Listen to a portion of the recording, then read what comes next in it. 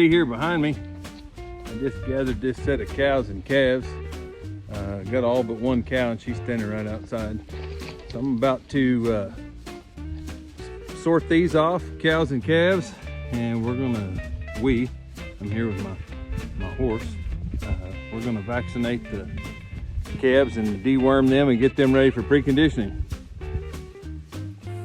Well, I got all these cows and calves in one pen, and I brought them into this pen and through a gate right behind me.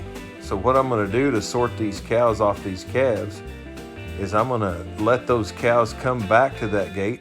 A lot of times they wanna go back the way that they came in, so I just show them that open gate and they start going back through that gate that they came in on, and once that draw gets started, it draws the rest of those cows out. These cows have been sorted in here a little bit and they kind of know what the drill is. So especially when you're by yourself or with two people, it makes it a lot easier. Just allow those cows to go back through the way that they came in and allow that draw to pull the rest of the cows through.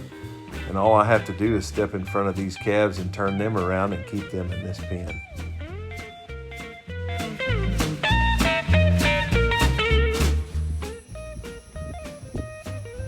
Got all my cows sorted off. Now I'm gonna count them as they go out.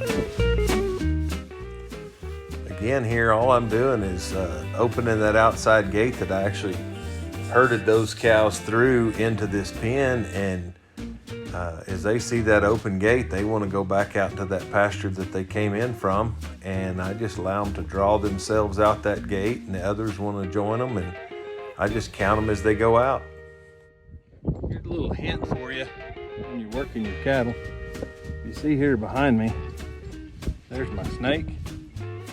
My snake with these calves are about 450, a little bigger than that. See them right there?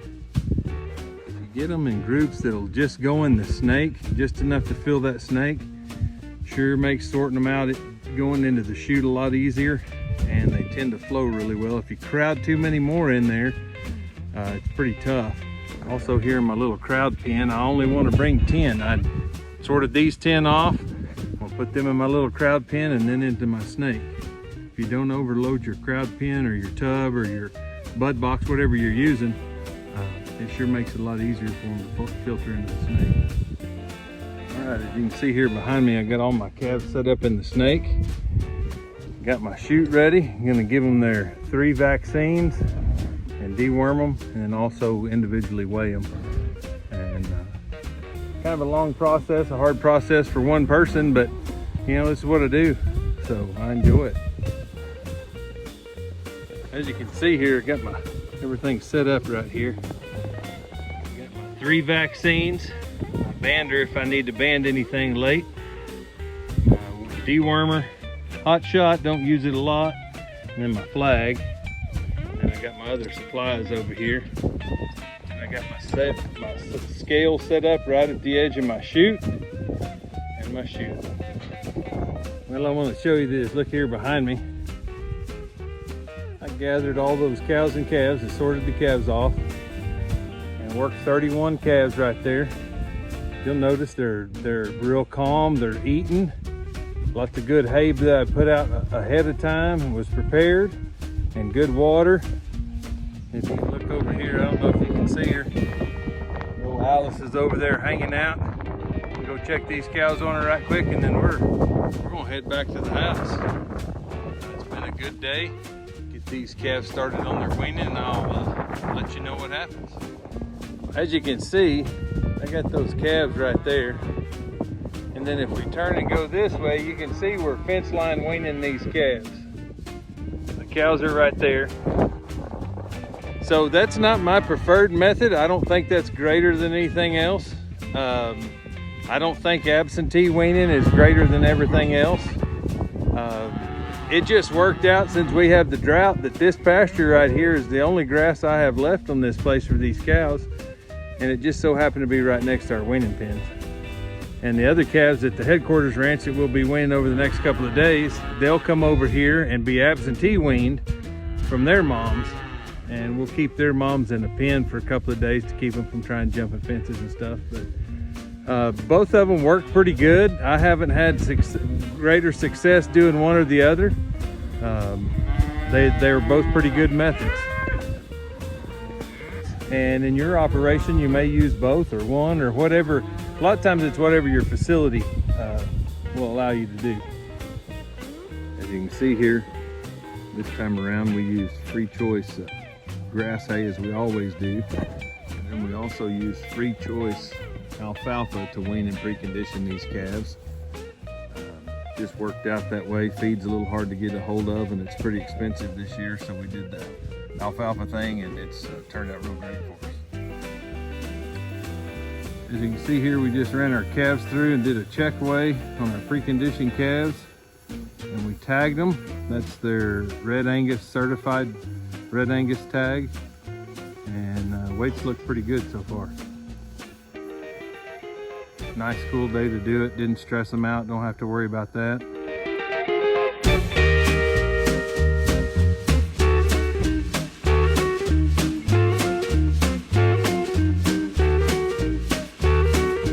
A couple of things I wanted to hit on before we got off of here.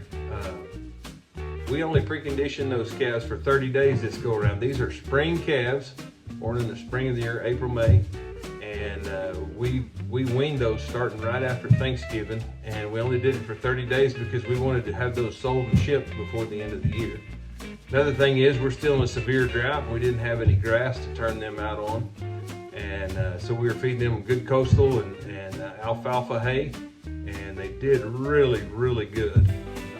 We did not have to doctor not one of those calves. And another thing is we have not heard a word from the guy who bought those. And in this business, that's a really good deal when you don't hear anything. Hey, one thing I wanted to let you know before we leave is our family motto is Proverbs 3:6.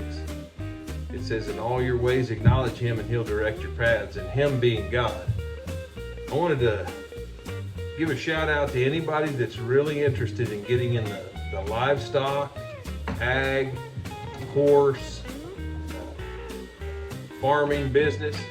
There's a real shortage of really good, trustworthy, hardworking people, and we want you if you're interested in it.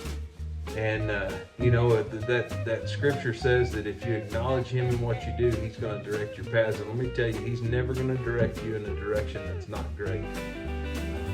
Life's pretty tough sometimes, but I guarantee you he's walking with you through it if you know Jesus. And he's going to guide you where he wants you to go and where you want to go, because the scripture also says that he gives us the desires of our hearts. When we follow him, his desires and our desires become the same. If you're interested in getting any kind of ag job, any livestock job, horse job, hey, talk to somebody around that you may know in that industry that you want to get in touch with and kind of see what it takes. It's not a super high paying job, but I guarantee you, you'll go to sleep at night and enjoy your rest. You get up every morning eager to go on to the next day, and it's worthwhile. It's fulfilling. It makes you feel like you have a purpose. And I just want to give a shout out to all those farmers, ranchers, cowboys, horse trainers, ag teachers, anybody, feed yard guys, anybody in the whole entire ag industry.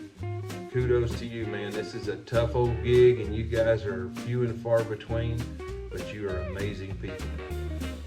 Hey, don't forget to click like and subscribe to us. We got some more good videos coming out. I've got a couple of videos coming out of some horses I've got in training right now that we're going to show this year. We've got a few more videos on cows and stockmanship. So I look forward to seeing you here again. Way of life. Adios.